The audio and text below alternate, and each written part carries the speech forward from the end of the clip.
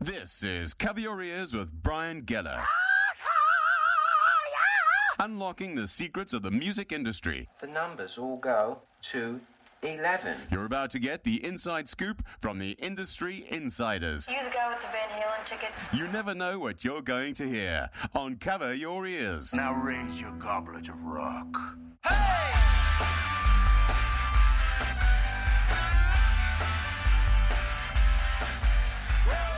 What's up, everybody? Welcome to this week's episode of Cover Your Ears. You're listening to episode number 15 here at Ultimate Ears Studio in Southern California, and I'm your host, Brian Geller. Well, you're listening to the final episode of Season 1, and it's been nothing but a blast. Over the last couple weeks, things have just gotten real crazy around here with the new year, getting sick, as you can hear in my voice, basically getting sick for the first time in a few years, and it led to the cancellation of Atomic Punk's show, which was not too fun. My first show missed in over 13 years, and it sucked. So, after this week, you can find all of the archived Cover Your Ears episodes over at intertalkradio.com, and make sure and check out some of the other shows over at Intertalk. They're really good. This episode of Cover Your Ears is brought to you by Ultimate Ears Pro, setting the standard for custom in-ear monitors for more than 20 years. Ultimate Ears is dedicated to taking your performance to the next level. To learn more, visit pro.ultimateears.com. Today's guest is the second interview I did back in October on the Monsters of Rock cruise. Former White Lion frontman Mike Tramp. I've known Mike a couple years now through Ultimate Ears. He's one of the nicest, down-to-earth guys I've ever met, and his story is truly inspiring. Here's a guy that could throw together a makeshift version of White Lion and take it on the road and do quite well for himself. But instead, he straps on an acoustic guitar and goes about it by himself on the road. We talked about some cool things: his encounters with Diamond David Lee Roth in Spain, White Lion's rise in the United States, and what goes into making a lead singer. Oh, and the cool thing, when we did this interview in my cabin on the ship, we literally had just come off stage as Mike joined the Atomic Punks on stage for a show-stopping version of Ain't Talking About Love. And we're like out on the ocean, we're at Monsters Rock, I'm with Mike Tramp. What's up, brother? It's a pleasure. It's unreal. Right? I mean, I'm looking at you, you're still sweating from the gig, man.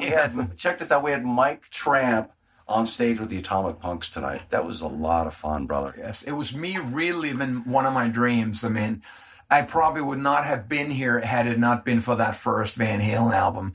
Sitting back in Denmark, almost still with my braces in my mouth, and hearing that album coming out of the speakers with my band and saying, this is unreal. We have never, ever heard anything like that. So when the first Van Halen album came out, that was 78. How old were you? I'm 78. I'll Did be you 17. Like how I conveniently asked you that question, right? No, because that's the thing. I got into my first band in 76 and I was 15 and a half years old. So 2 years later, when I become a gigantic pop star in Denmark, in my own little country of 5 million people, when you become big there, it's like every person knows you because there's only one radio station, there's only one TV channel, and when somebody turns the TV on, it's everybody. And when you're on that TV, so you're sitting there, man, my hair's just reached my shoulders. I got the urge for rock, but at the same time, I'm so far away from it, and Running with the Devil comes out of the speakers. Was that the first Van Halen song you heard? Yeah. Me too. It's just one of those things. And one of the things, I remember sitting there looking at the picture of the album cover in the back there, and basically, man, those guys look so mean. And I didn't think at that time those guys would just only have been 21, 22 years old. But they just, and getting used to that name. Of course, being from Denmark, we're used to that name would mean you would be from Holland or from Germany when the Van and the Von or whatever it is. So it took a little time to identify with this whole thing. But I became a dedicated from that moment. From that moment on, it was everything. It was everything. And bit by bit, I just started using that as the carrot in front of the horse's mouth. I mean, the way you looked, everything. I mean, it was, I remember when you guys came out, when we first started hearing about White Lion. And the funny thing is, nobody knows this, but I was actually in the military. years ago. I was in the Air Force, and my best friend in the military, like my band's Van Halen, obviously, in case you didn't figure that out, right? Yeah. His band, this guy's name was Reagan. His band was White Lion. He lived and breathed you guys, and it's so funny. It's like, I wish I knew how to get a hold of this guy. I'm like, dude, we were hanging out in the military in Texas, man, and you know, and now I'm hanging out with Mike, or rocking, having a good time tonight, man. And I caught the show the other night, and it was refreshing. Okay, that's same a great thing with word, my man. wife. My wife is actually sitting on the bed here as we're doing this interview. 6 feet away. 6 feet away. Yeah. And in the old days, this would have been a different situation. right. Correct. But, you know, it's your show was you know, it was different than what you see on the cruise. It's like you're coming out with your original stuff, you're doing the acoustic stuff, man. It was a breath of fresh air. We absolutely loved it, man. Well, the thing about the acoustic, of course, I mean, you remember when MTV started doing the unplugged things and like that, and clap and things like that. And then after a while, it went apeshit. And basically, I remember for a while, it became the cheap version of a record company sending a band overseas and stuff like that, or a radio station. We'll do the unplugged thing. Right. And it's basically scaling down because there's not the budget to bring the whole band along and things like that. Did you guys ever do anything? No, we never did the unplugged thing like that. I guess it sort of took more off in the 90s. And there still are a lot of people that's going out doing the unplugged thing, but it basically being a compromise. The difference between my Tramp doing is that this is what I do. Right. Not, and you know, a lot of people, and you know, of course, in my show, I tell these stories to sort of just bring it all together. My background is, of course, not Van Halen, because I started so much earlier on. You know, my mom asked my dad to leave when I was already 5 years old, and she started cranking out Johnny Cash, Elvis So Presley. you had a musical background. Your parents are right there. All folk. Right. And you know, when Dylan came around and things like that, I mean, I'm too young, of course, at that moment, but having a very strong connection to a youth club.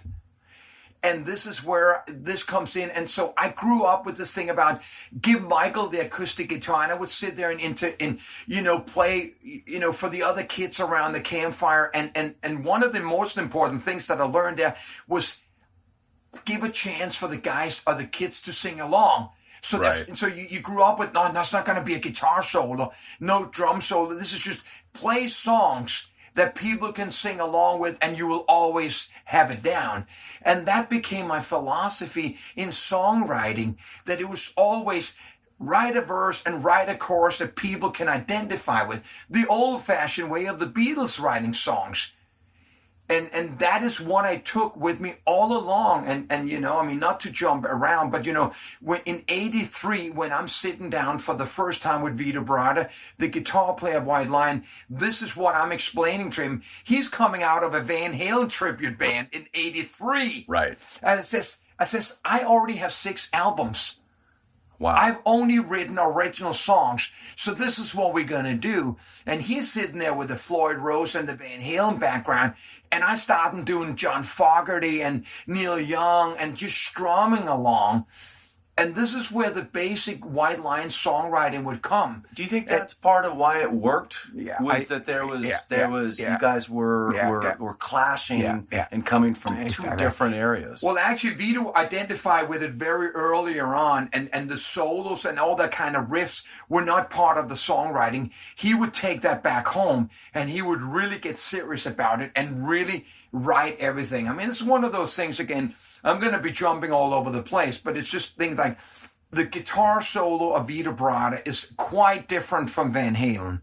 The Vito Bratta guitar solo is a solo, a melody in itself. Okay. And once you enter that, you have to finish it. It's a complete melody. And it's funny enough that the only time when I tried to put a new version of a White Lion together, and I started calling some of the different, you know, famous guitar players, none of them would want to touch that. Because there's no blues like this. There are at times in Van Halen's solo, there's no blues in Vito's guitar solos. They're kind of like Bach or Tchaikovsky. You gotta fucking finish it from start to finish. Right, and Van Halen kind of they would mix in that part, but also a little bit of ZZ Top-ish and a little bit of Clapton, some Hammer on, some Floyd Rose. Of course, I mean, no doubt, without Van Halen, there wouldn't be the Brada. Vito once told me that he went to a concert with Montrose and Journey, and Van Halen wasn't even on the bill, and he's sitting in the theater, and suddenly he just hearing this noise. And the guitar player comes sliding underneath the curtain that's in front of the stage. Really? And house lights are still on, and just started drumming. And then, Van Halen started, and he says after that, after they were done, he went home and says, "This is it. This is what I'm going at." You know what I found interesting about the show the other night that you did is when you would stop in the songs. I dug that. Like, it was loosey-goosey. You're playing it. You're comfortable. You're doing your thing. And then you would talk about the White Lion days, and you talk about Vito. And it was interesting because it was just like, oh, is he bashing Vito a little bit? Is he not? And you could see, I was looking around purposely at other people around and seeing if they were kind of getting it. But I got my perception. I don't know if I'm wrong or am I right, but my perception is, you embraced that era and you're having fun with it. Yeah, it's the facts are, one of the facts, you end up in therapy and you start talking about your mom and your dad and, whatever you bring, stuff like that up. When you deal with the truth and don't just bash, but you back it up with the story and stuff like that, and of course, once you take the stage, there's one part entertainment also that no matter how serious you are, there is a part of entertainment and that needs to be added, be it 5%, 15%, 10%. And of course, David Lee Roth were one of those guys, that I discovered, saying that when you take the stage, and it's one of those things I paid attention to. I was raised on Freddie Mercury and David Bowie. So, I knew that, when you stand on the stage, you don't stand still. Right. And I remember reading about that because I'd also at the same time been a gigantic Journey and Kansas fan with two of my favorite singers, Steve Waltz and Steve Perry. And then Roth came out saying, not bashing, but just saying, man, it was like fucking watching paint dry because they were just singing. And right. Van Halen would just bring this whole thing out there. And I says, I do understand that when the lights are on you, you need to move. You need to move. Agree. You're on the stage. You're not the audience anymore. So it's all those combinations. But I feel that if you can back it up and you can tell the truth and you're not afraid of saying, hey, dude, man, I put a sock in my pants. You back it up and you say, that was then. This is what we did. And nobody was about to put on your grandmother's sweater with holes on in 1980 and tell MTV, our video is going to be black and white. Are you kidding? We need more girls, more party. We need everything. They were goading us. They were pulling us into the arena and just telling us to overdo it, overmuch all along the way. Did you realize when that was happening? No, you weren't, because we were afraid.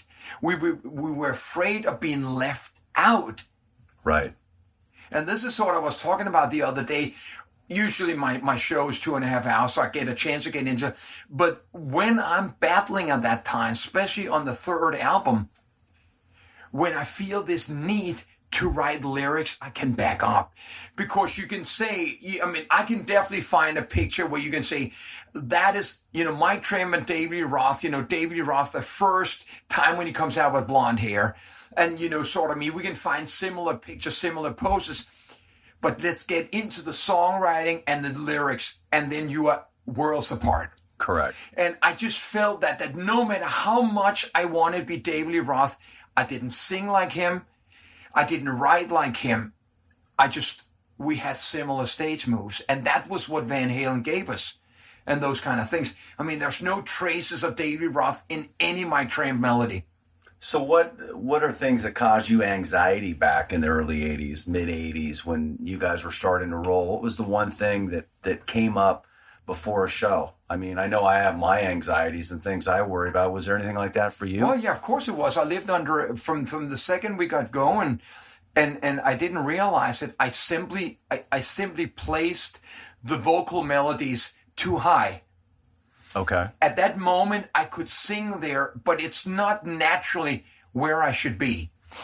And a lot of it probably has to do with that when we were, even though we'd written the song, Vito and I, when we took it to the rehearsal room, and there still maybe were a little flexibility, you couldn't hear yourself if you were singing lower. So you instantly went for that high note, and above that high note, you had to go another high note when the chorus came. And when you look back, I even sang the harmony in the studio. That's even above my vocal line. Right. Well, and that's the thing about with I think we're going to get into the in-ear monitors and stuff with Ultimate Ears, but in those days there was no in-ear monitor, there was no earplugs. Then we're going to get on the road. White Liners on the road for 2 years, man.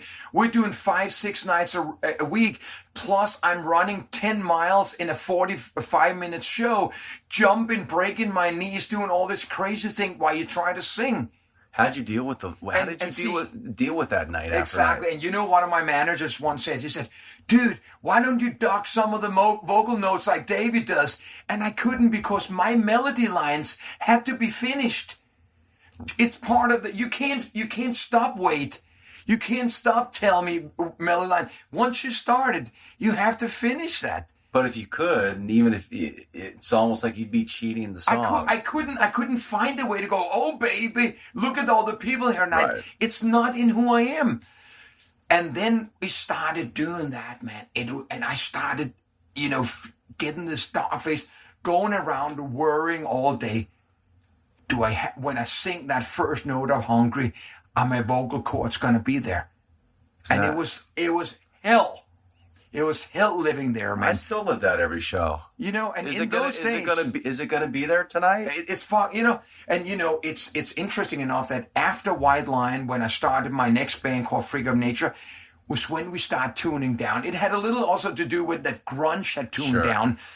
But what it would have done for me, Vito knocking at my hotel room door saying, "Dude, would you want the band to tune down?" It would be like angels had come in and lifted me above, and I would have found the smile again. And maybe a little bit of that had to do with me calling White Line off. Because actually on the last White Line album, my voice was changing. I don't know, I mean, I could see on your face that when I mentioned Journey, you would also have been a big Journey fan. When Journey does the album Escape, Steve Perry's voice is changing. There's something there that is just changing. I mean, he has never had a bad note, but something is changing on that voice. And on the main attraction, the last White Line album, my voice is just taking one step into maturity. And the little boy or the little girl in me is sort of gone. And I start singing a little bit different. And that became the first step of the next step of my Tramp. So let's go back. Where would White Lion be if it would have been about 5 years earlier? Well, I mean, the thing about it is sometimes when I wonder, I mentioned on stage the other night that in reality, here we are on a Monsters of Rock cruise. A lot of bands, are there up underneath the banner of their logo, and there's one original member and stuff like that. It's 27 years ago since White Lion played this last show. Well, and that's the thing. That's 27 years. If you chose to do the Monsters of Rock cruise as White Lion, with different guys that didn't have anything to do with the original band, you'd be one of the top billing acts on a cruise. I can't do that. And I'm drinking a beer, and let's cheers to that. Cheers to that, man. I can't do that. And I went out and said this because in the middle of 2000, after I released my third solo album, my first solo album came out in 97. At that time, I'm touring Europe on my third solo album. And I'm playing clubs, 35 people, sometimes 150 people, but never any more than that. So let's just put it this way. It's a rough. And I'm on a train coming from Paris to going on. I'm sitting with some other people and stuff like that. I said, "Dude, if you formed a new band and called it White Line, at that moment, nobody's thinking lawyers or anything like that, man. Dude, you'll be playing festivals, $30,000 and stuff like that. We're not even talking America. We're talking Europe. And I have admitted I got talked into that. And in the beginning, there were like probably a year and a half, and and this is when I mentioned when I started talking to name players. not drummers or name player bass players, but guitar players, because it's sort of, that's how White Line is. You have to have the guitar Gotta player. have a real. It's Who were stuff some of the like that. guys you were interested in? I saw Paul Gilbert, Warren DeMartini and stuff like that. And they also said, we don't want to do Vito. Really? We don't want to do Vito. And those guys are no slouches at all. Exactly, but they know that Vito, it's like it's like a mace or something like. It's like once you start the blender, you can't turn it off before the margarita's done. Dude, I got in on a little bit of a David Lee Roth. It had nothing to do with the answers. Let me write that down. It had nothing. It's one of those things I learned, man. But then a little bit of time went by, and then some friends got involved and stuff like this, and then I got an offer to play Indonesia. And I went over there with 3 Australian guys and played 5 stadium shows, 100,000 people at every stadium. White Line was gigantic over there after the band broke up through the 90s. We had never known that. So I get over there, man. And we're going out on stage, and it's like, man, it was like, Freddie Mercury at Live Aid, Right. the way I could get the audience. And when I started playing some of the White Lion ballads, like You're All I Need, Until Death Do Us Part, because this is ballad world. Right. This ballad world. I was like, holy cow. So after that tour, I used that guitar player, and then I had an American drummer, and then we started going out in America.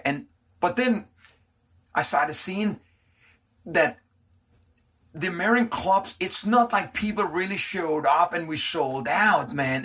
And at the same time, and I've admitted this, I tried to change the name of the band. No, the sound of the band. So not just did I go on out as Tramp's White Lion, but I wanted the band to sound different. And instantly there you see, well, that doesn't make sense. So it's almost like you were infatuated by those crowds and go, let's go. I want more of that. But I wanted the band to sound like Rainbow or UFO, like heavy European 70s bands. I said, it's cool. Okay. We tuned down a full step. I couldn't sing it. I mean, I knew I couldn't sing it. So it's not a matter. Oh, Mike Tramp can't sing it. Hey, dude, I knew I couldn't. There was no way. So we started changing it. And I started getting a little bit more control and bringing a mic stand in and I wanted to stand there and sing the songs. I wanted to sing the songs. And we had some good shows and we did some festivals in Europe, stuff like that. But then I started feeling, I said, this is wrong. It didn't help that I got 3, lawsuits from Vito at the same time, So, and Vito couldn't do them, and he wasn't interested in not capable, there's right? never, ever even been a breath of talk about us ever getting together. But he basically told me, and I haven't really said this because he says, man, White Line is the only thing I've ever been known for. I don't want it to be tarnished. I don't want to turn YouTube on and it says White Line, and then there's a guy standing on a Les Paul playing When the Children Cry. And you know what? I understand that.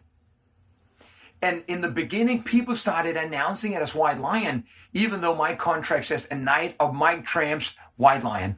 And then over and over, and I got goaded into another thing. And then a lawyer called me up and says, dude, I have checked. The White Lion name is unregistered. I can get it for you. Wow. Then he registered it, and suddenly I had the trademark. But then there was some other papers lying somewhere in the box, somewhere in the basement.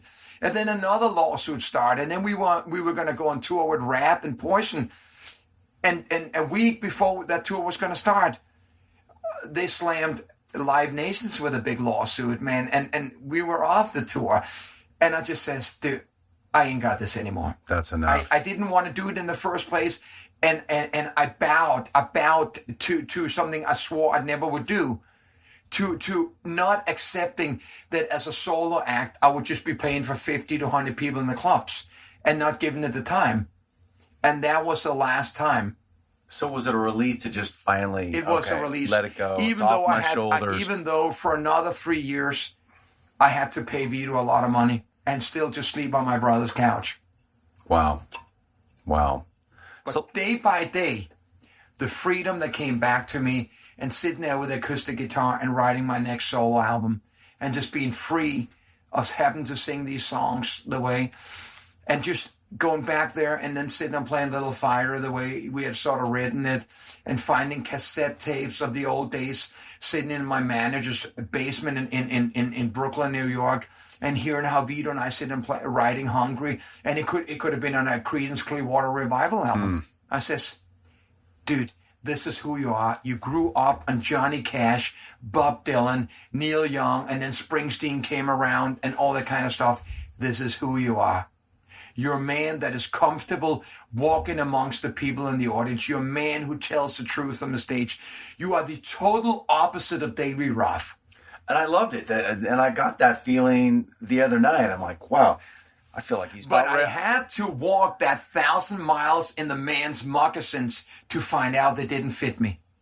That's another line. That's great. I love it. I almost felt like you were going to break into the river by Bruce Springsteen. Well, I mean, but you know what?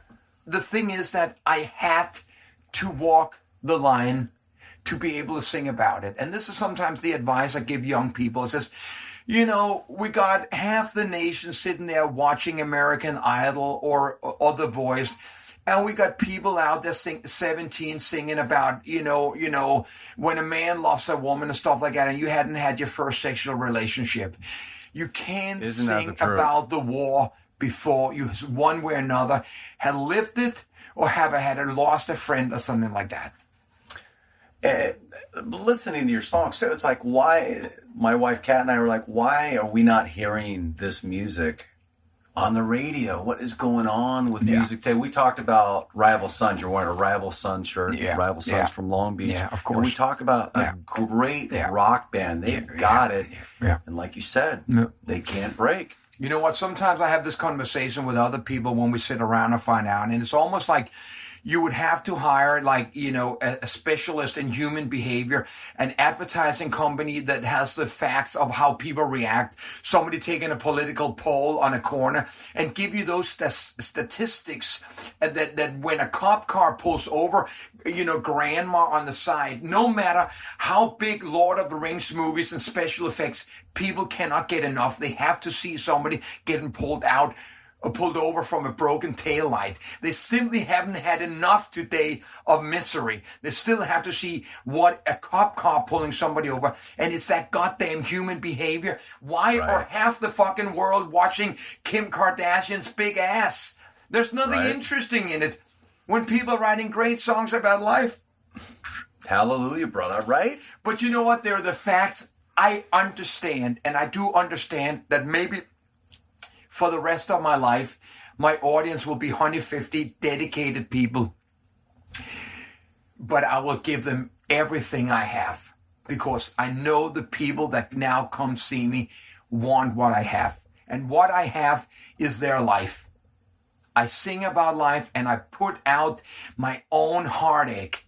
You know, I mean, there are so many songs, and I do understand, you know, this is 4 years in a row that I've done, you know, across America, playing these tours, you know, driving, you know, a rental car all by myself, coming through the front door, leaving through the front. I designed this show saying, I can't make the demands of the brown M&Ms.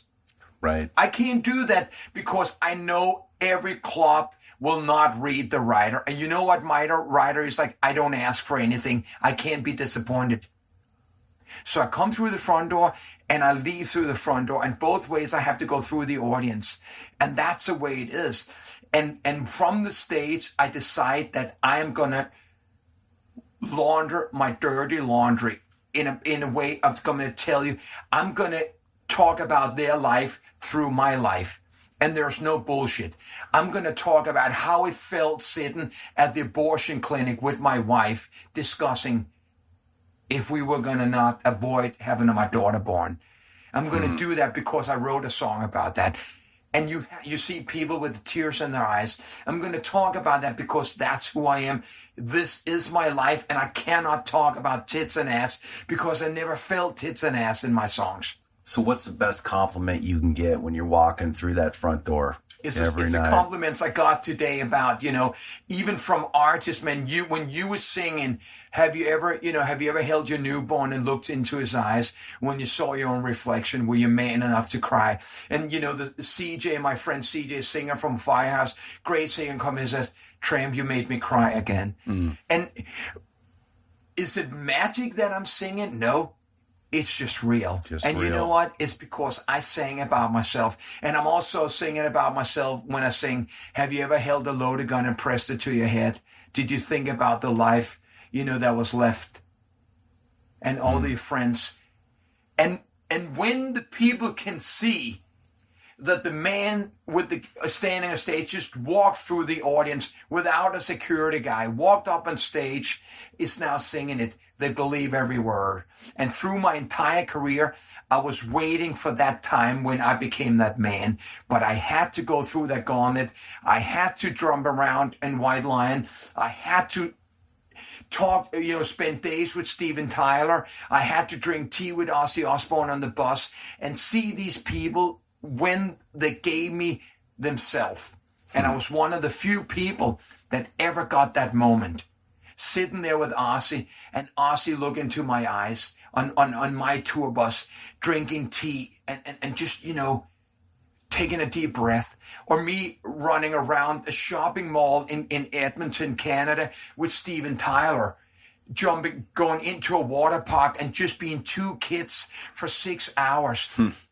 Just getting away from everything. He has not done that with anybody else, but I was there at that moment because I was that guy. You and Steven Tyler going down water slides. Exactly. Amazing. And I remember that memory. Amazing. And that's what life is about. And it's the same thing when, I have a lot of soldiers. I have a lot of friends who went to war and didn't come back. And I have a lot of songs that have brought those things in, man. And when I got veterans coming up to me after the show, dude, thank you. I said, thank you. It's what it's all about. It means everything to me because I see the big picture. And I wrote a song many years ago called The Soldier Never Started the War. So don't goddamn blame it on him. Respect him.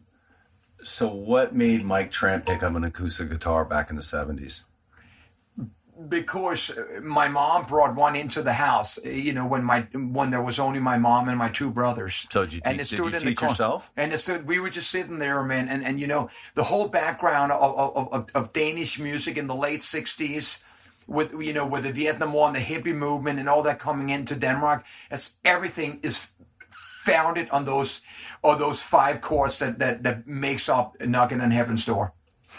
And that's my Tramp's foundation. And I even go out and say that on stage. It's just a matter in what order they come.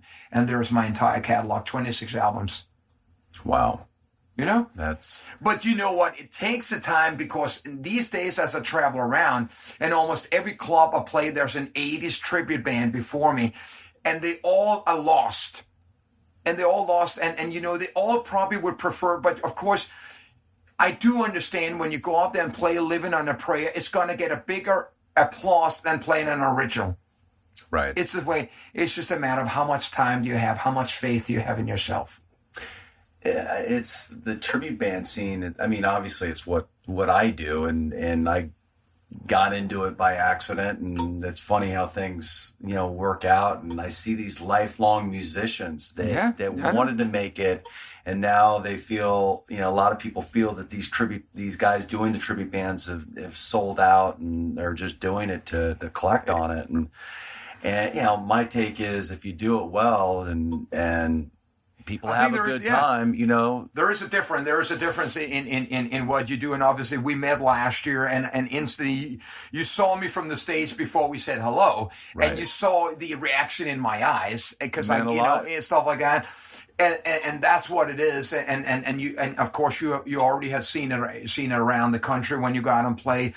And to myself, who never saw the original band, which meant probably the world to me and stuff like that. And,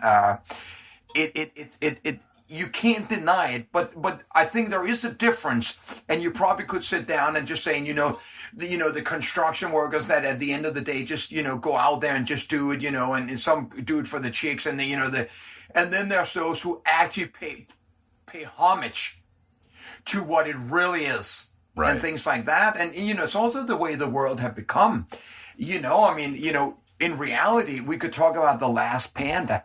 And that time will come when there will be one panda left on Earth, and people will flock around it. And I'm even sometimes saying that, and this is our private cigar club. As we're getting smaller, we're also upping the quality, because now it's about, do you have it or don't you have it? Right. And, there's a lot of people say, well, I can't afford to tour with a band. But how many people can go out with an acoustic guitar and make it work? There's a lot of bands, you can't do it, those kind of things. So it comes down at the end of the day to who you are and stuff like that.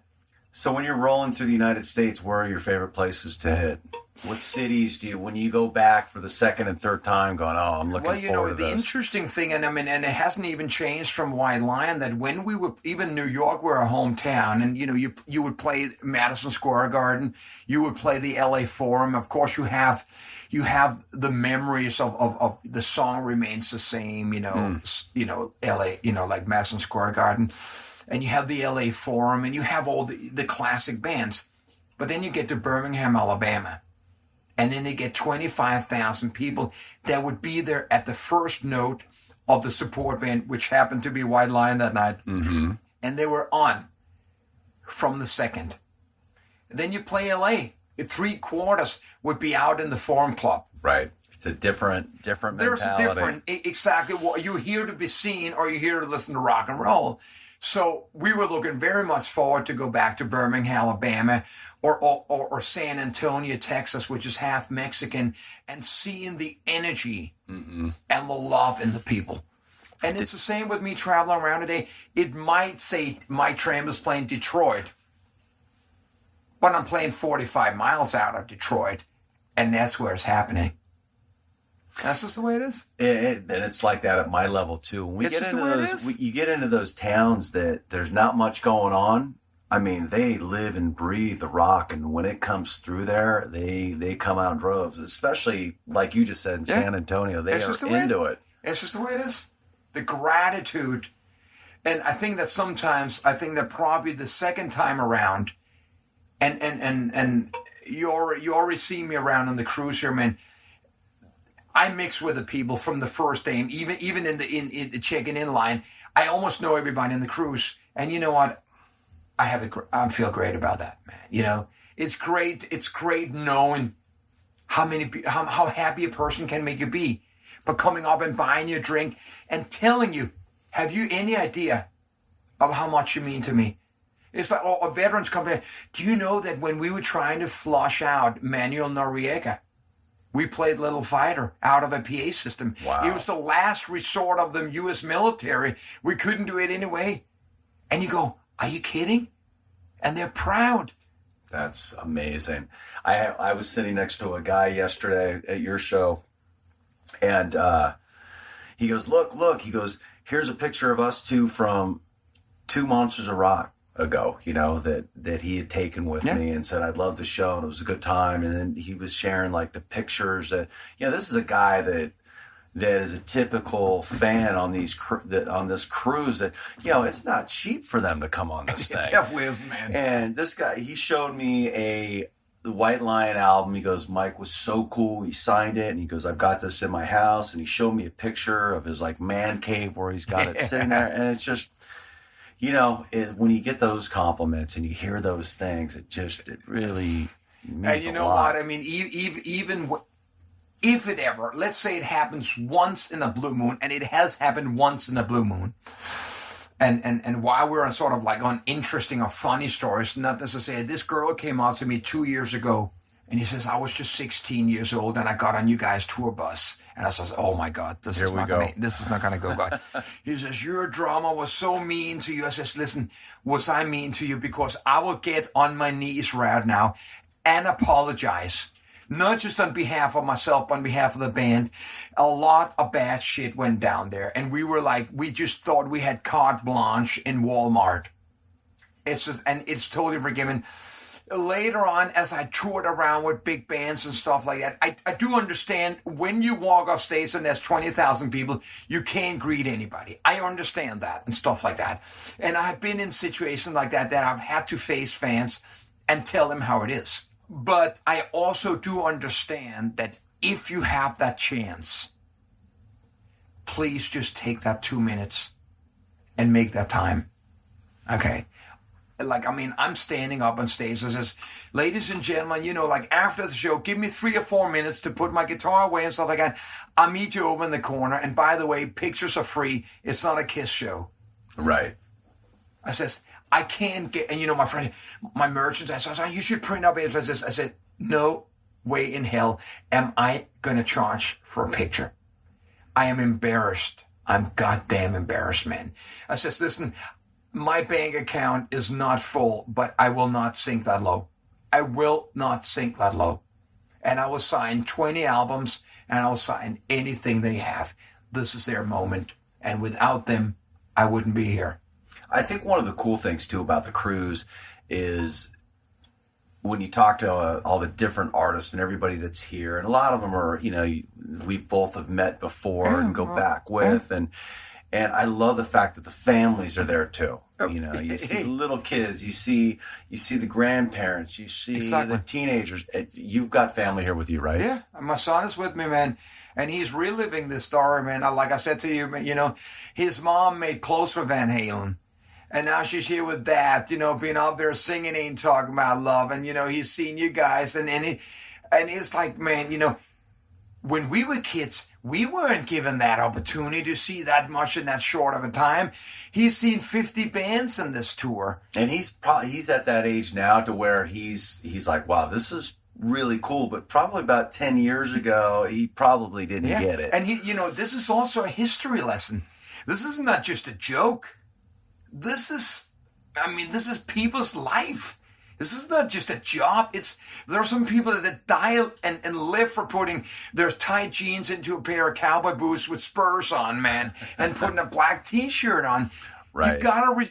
It's their life. They live and breathe for this. Right. It is their life. And your brother's here. Your brother came up, like, gave me this big bear hug, this big smile. It was like it was you, dude, you know, the same smile. They'll live and die for this, man. It was great. I said, man, I told him when I came off the cruise last year, I says, if there is ever a chance that I can bring this band to Europe, you will freak.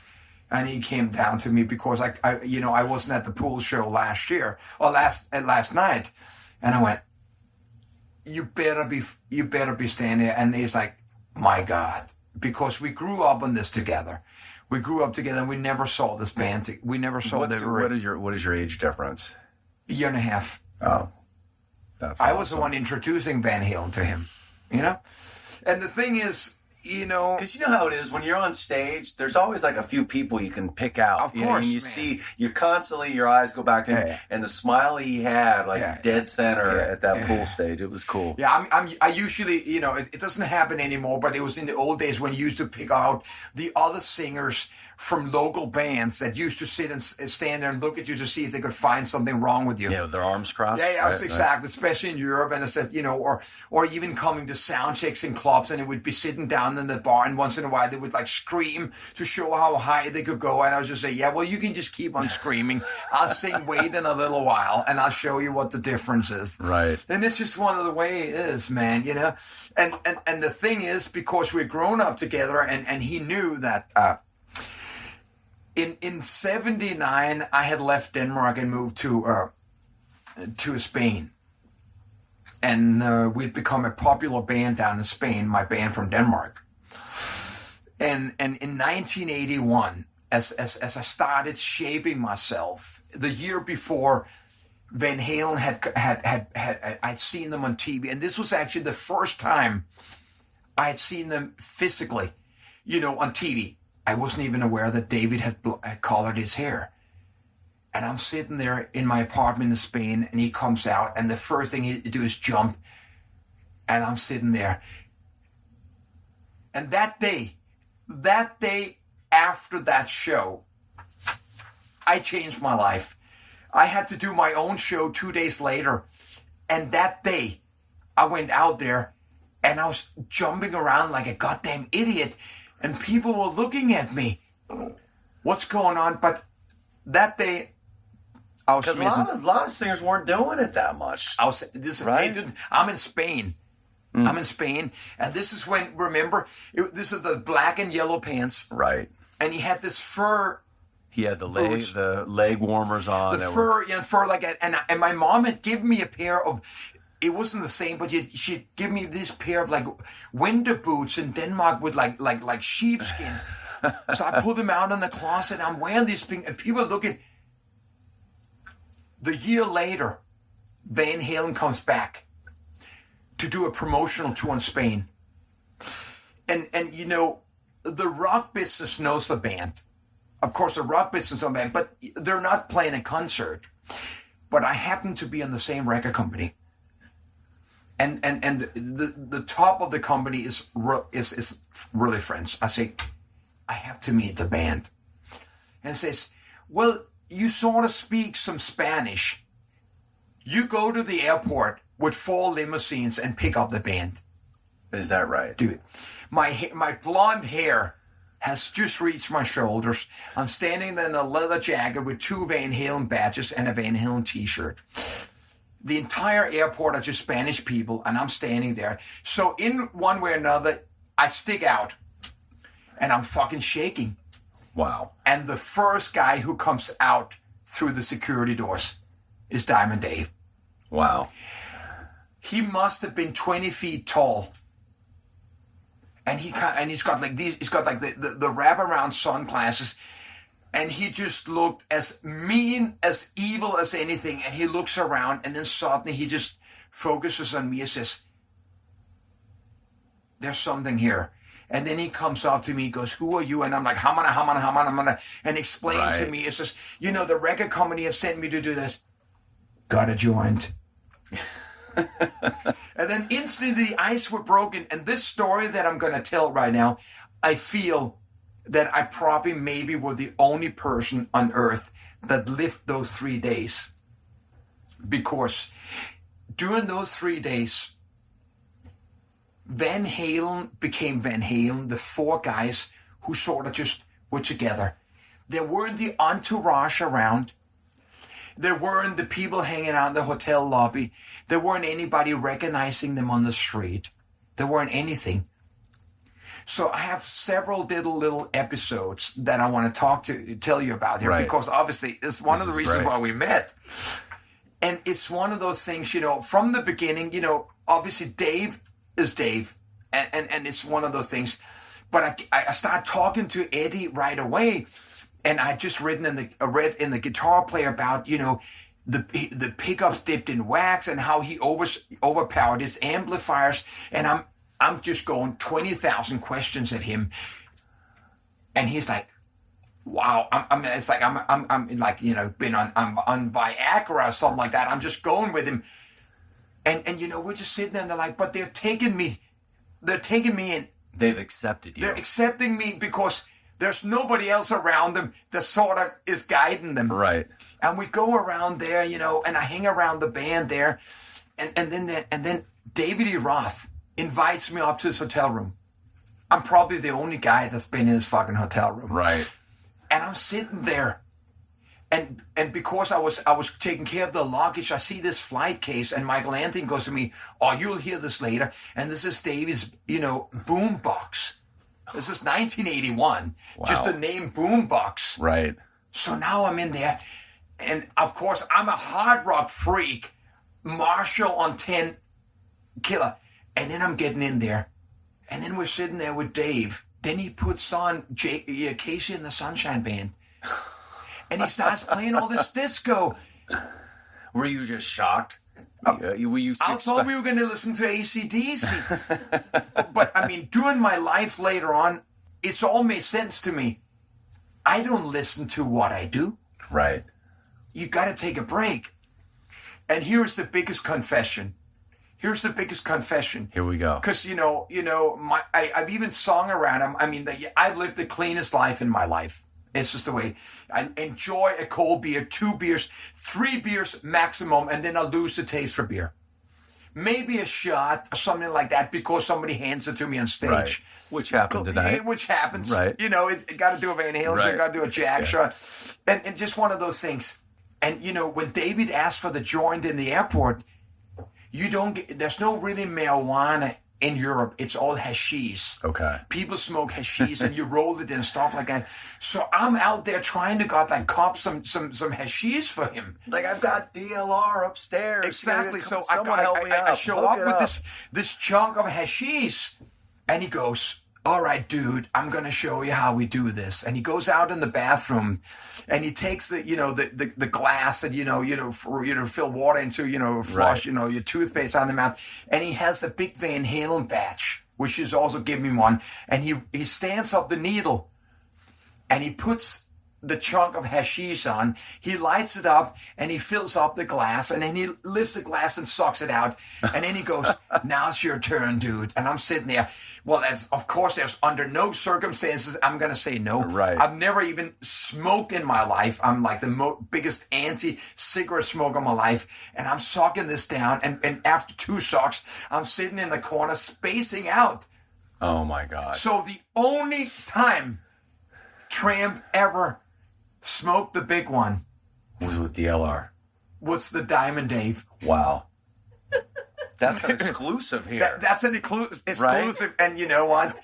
So, and during those days, and then one night, and this is not revealing anything. This is just great rock and roll talk. The record company wants to take the band out, classic, record company band dinner. And they're going to take the band out to Spanish paella. That's a big rice dish with seafood and stuff like that. And Dave, of course, doesn't want to go there. And he goes to me, "Can you take me to McDonald's?" So him and I jump in a Spanish taxi. And I'm sitting in the back seat. And, there's no way he can be anybody but who he is. And was he on the whole time? Just constantly Diamond Dave? No, well, he's actually... and this is because I'm going to finish with a classic story about this. Man, it's going to get even bigger. He's breaking down, man. He's calming down. I know that from knowing all the interviews and knowing so many people that work with him.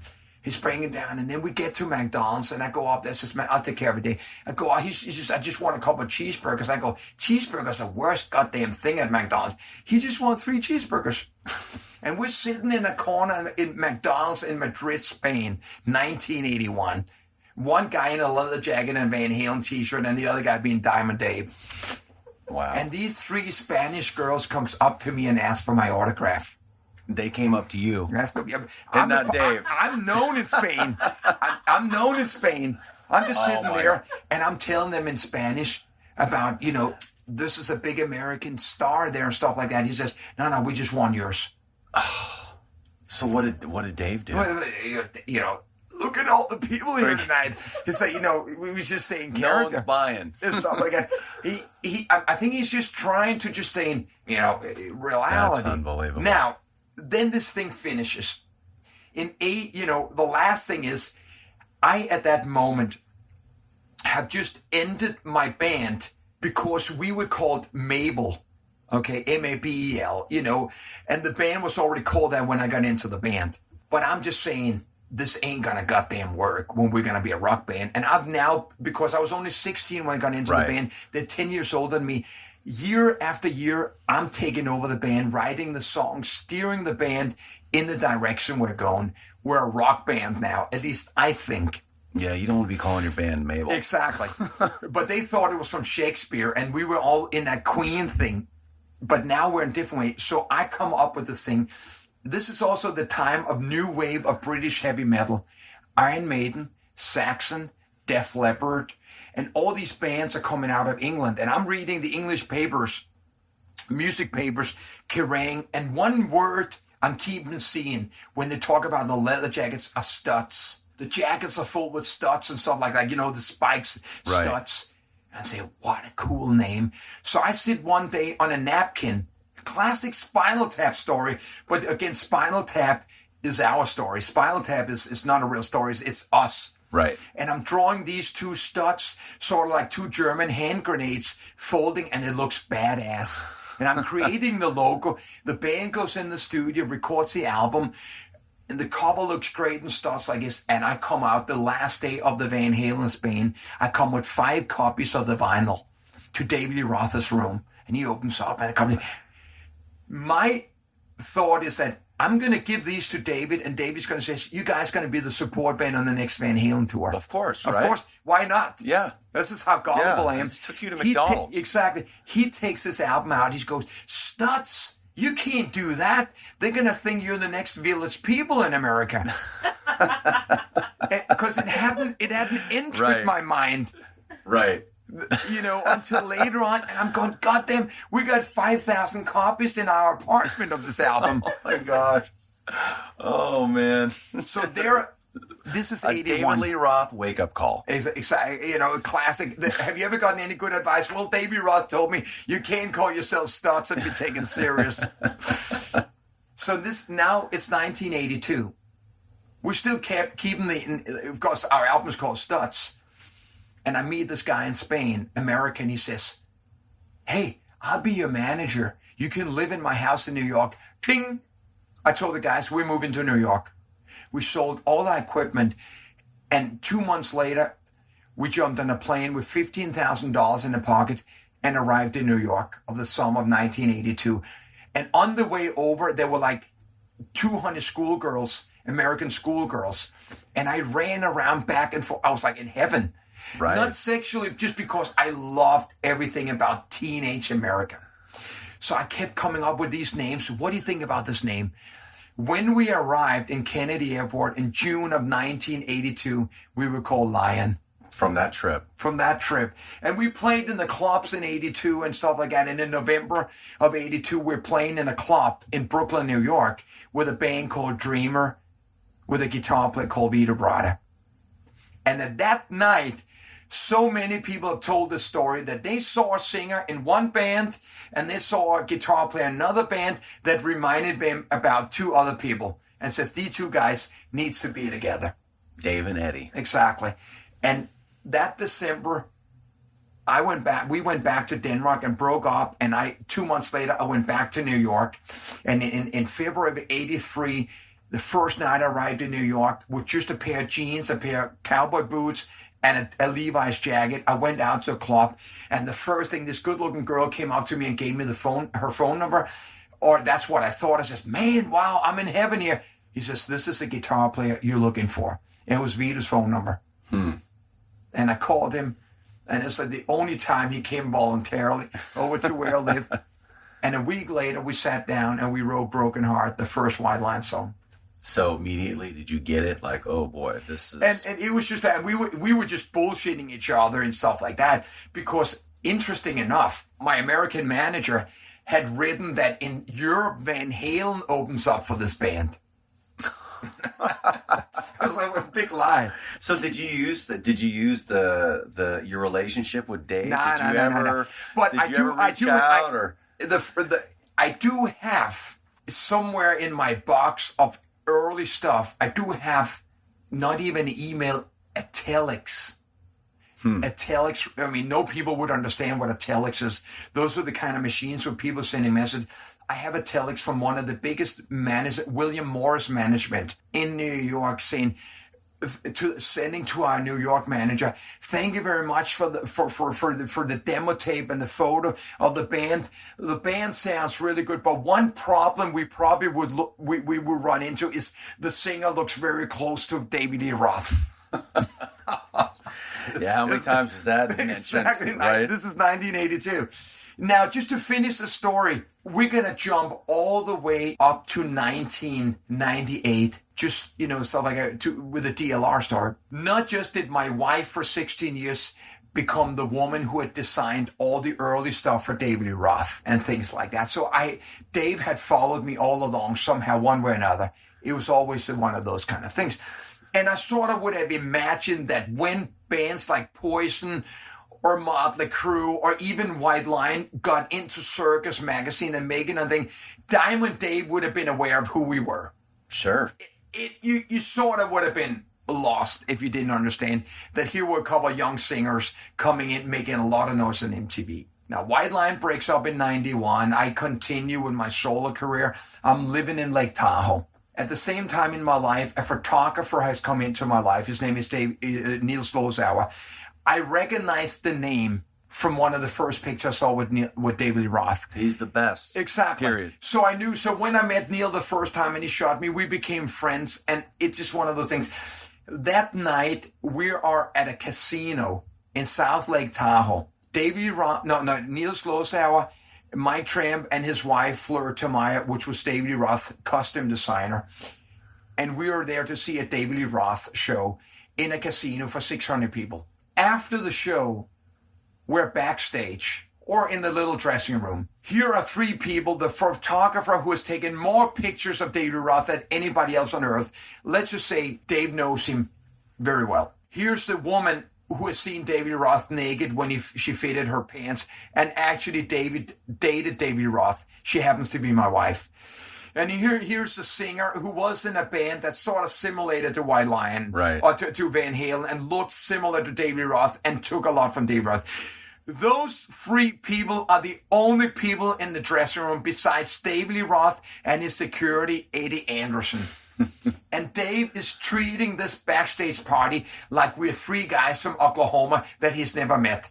Really? He's doing the show. Eddie get them some JD and stuff like that. He's not acknowledging us three like we're friends. Unbelievable. No idea. And I'm standing there.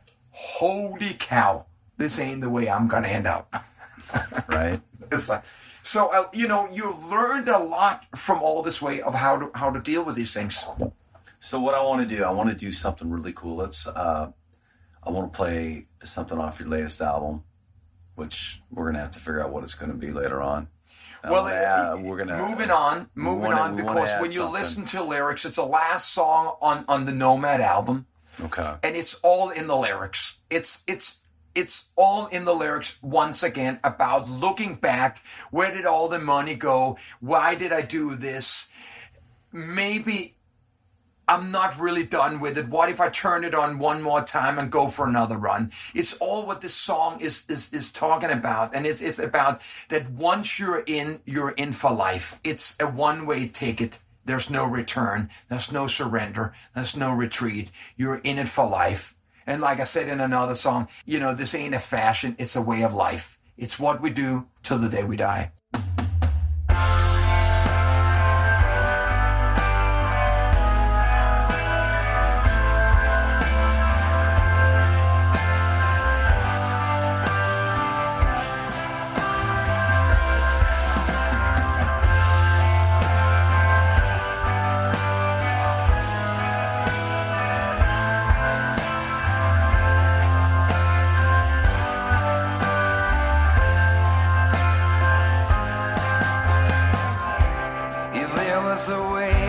Change everything.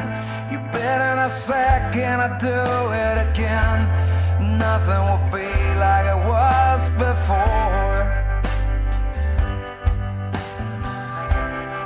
Every mistake that I made in my life, all of the things that I didn't realize, I never let it through this door. What good is a dream if it doesn't come true? Something that vanished into the blue. You can get lucky but end of the one without anything. Standing alone at the end of the day. So many songs but nowhere to play. Don't wanna fix it, just abandon everything.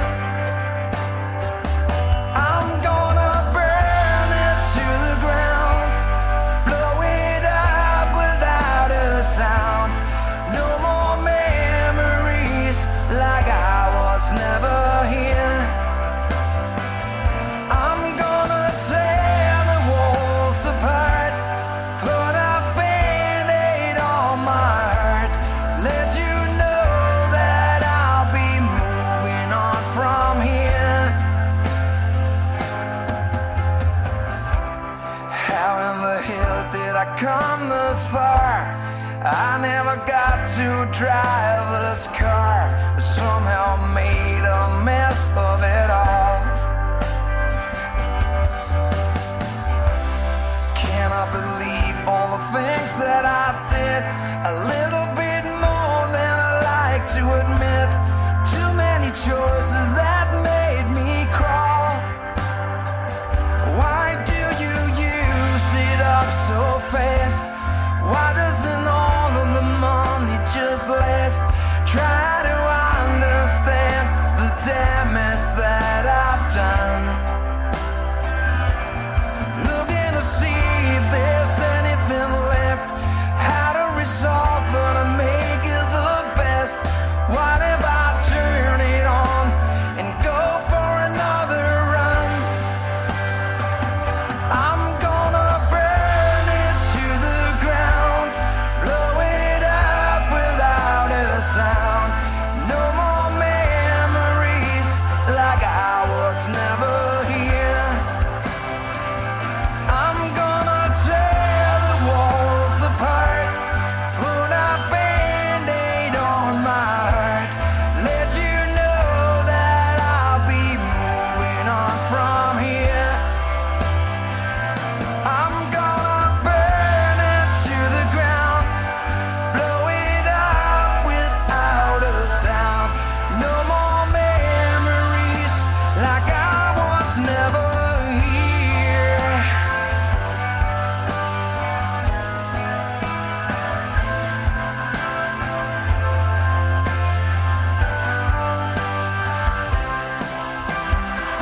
And I'm gonna burn it to the ground, blow it up without a sound.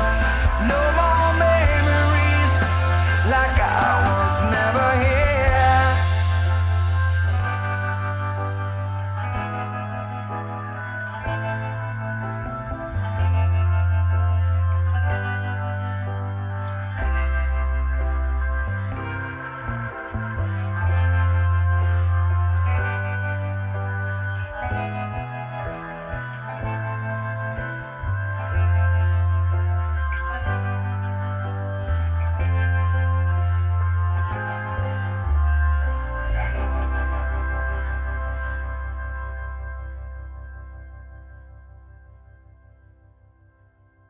Living the dream, brother.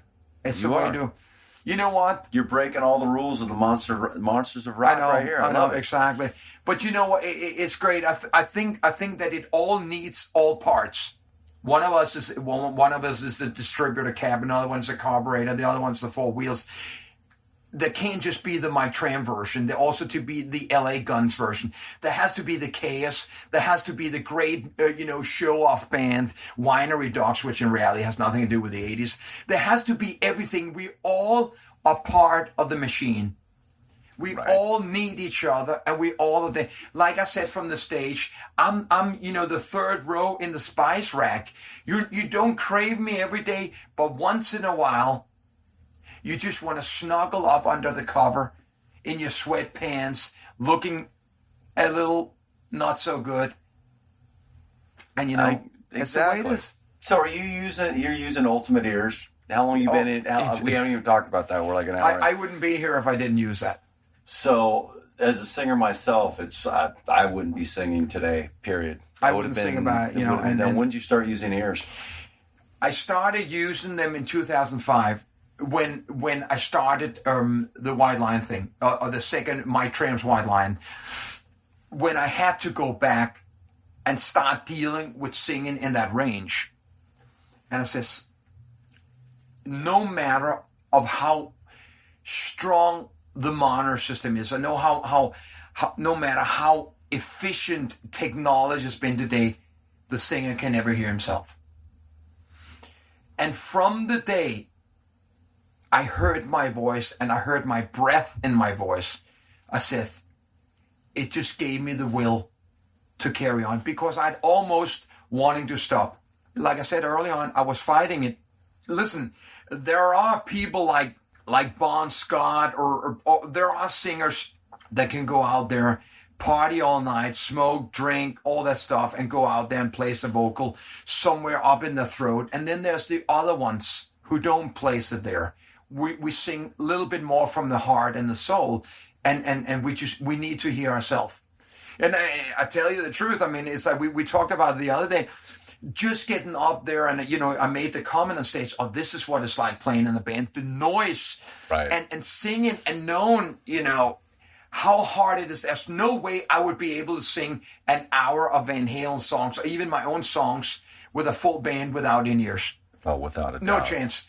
No chance. I mean, I already feel it in my throat of just singing with you up there, you know, ain't talking about love, because you push way too harder. And it's just the way it is, man. And God, what I would have given.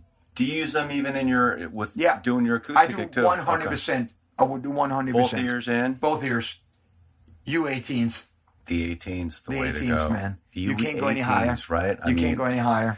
Yeah, I'm with you. There's no way I would be doing No it. When I got the Punks gig, you know, I was done. Yeah. I actually had a node on my No, throat. no. And I've changed my diet. I stopped drinking a little less before gigs It's and just got the way in it the is. ears, and it just Nobody will never understand that we don't have a gain button on our vocal cords. We don't have extra treble. We can just turn the knob a little here and there. When we're down, we're down. And you know, no matter what, no matter who is important in the band, when the singer goes down, the ship goes down. It's as simple as that.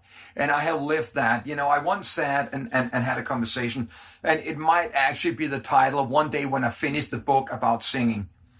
Not about techniques, but about the vocal, the voice. I've written a lot of chapters, and it's a concept I'm working. But I sat down with Rod Stewart many years ago, and you know, my wife was working on Rod Stewart too. Had worked with him and doing other clothes. I said, you know what? The feeling of walking to the stage, not knowing if you have a voice, is the loneliest mile a man can walk. And he says, holy shit. it's the truth. It's the scariest. There's There's nothing no way. scarier than that. There's no way. That's no way. And I'm just so glad that now I can go out and I can sing for 3 hours. Of course, I'm not singing in the same range, but this is where I am. I'm a 55-year-old, you know, singer that people call me as, holy shit, your voice sounds so good. I says, you know what? I'm singing what I can, Right. not what I can't.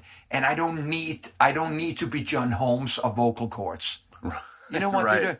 I'm confident in who I am. Listen to my lyrics. Listen to my song.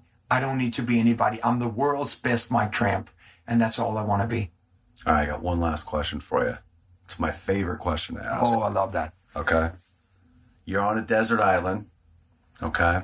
And there happens to be a turntable with power. I don't know why, but there is. It's on this island. You get to bring 3 albums with you that has to last you for the rest of your life. What 3 albums would they be? Well, there'll definitely be the 3 albums that affected me most in my life, you know. And the first one is A Night of the Opera with Queen. Is I mean, I bought albums before, but this is when I start understanding listening to music. And the second one is the first Van Halen album. This is when I start really understanding how a band fucking rocks. And the third one is The River by Bruce Springsteen. Is when High five me. right? I realized that's a songwriter I am. Mike Tramp. Where can people find you? Mike Tramp official Facebook. That's it?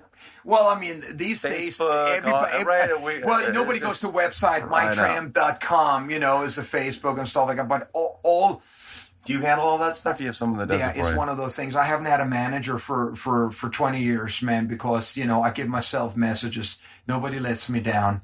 There you go. You can't let yourself down. Mike, this was so much fun, dude. It's been a pleasure to just be able to talk from the heart. Right? I mean, I didn't have one question written. I didn't do Exactly. It's just, No, we just you hanging don't need out. that stuff, man. So, No restriction. You can use Flash. You can right? shoot the whole show. You can record the whole show. I mean, it's this thing, man. You know, you're free game now right now. You know, we're public property, man. You know, we're living in a new world, and we just have to, you know. Listen, people, if you're listening to this show, if you're one of the 5 people listening to Cover Your Ears podcast, this is the first show that hasn't been done at the UE studios. But if you're listening to this show, check out Mike Tramp, man. I'm telling you, it was my favorite on the Monster Rock Cruise. It was the most real, the most from the heart. I'm Brother, honored. I'm you honored, rule. but I'm happy to hold that position. I like to be that. Till next year, my friend. You got it, bro. Thanks for coming on. Happy trails. Thanks for listening to this week's Cover Your Ears podcast. Mike taking DLR to McDonald's and hanging with Steven Tyler at a water park? Where else are you going to hear these type of stories? Now, if you haven't discovered Mike Tramp or bypassed him because of the so-called association with hair bands, you're missing the boat, and no pun intended. The Nomad album is great, so check it out. Oh, and I'm sure if you look on YouTube, you can find Mike on stage with the Punks. Cover Your Ears is brought to you by Halen Sound. Halen is all about that perfect sounding microphone, and it just so happens they've been doing it for quite some time. 50 years of rock, so be a part of it. Anybody that's been around that long is definitely for real. Check out their website at www.halesound.com. Check for archived Cover Your Ears episodes over at intertalkradio.com. And be on the lookout for Season 2 of Cover Your Ears. I'd love to hear your feedback too. You can contact me with any comments, suggestions, or questions at briangellervo@gmail.com. And if you like the podcast, please make sure and leave a review wherever you may have found Cover Your Ears.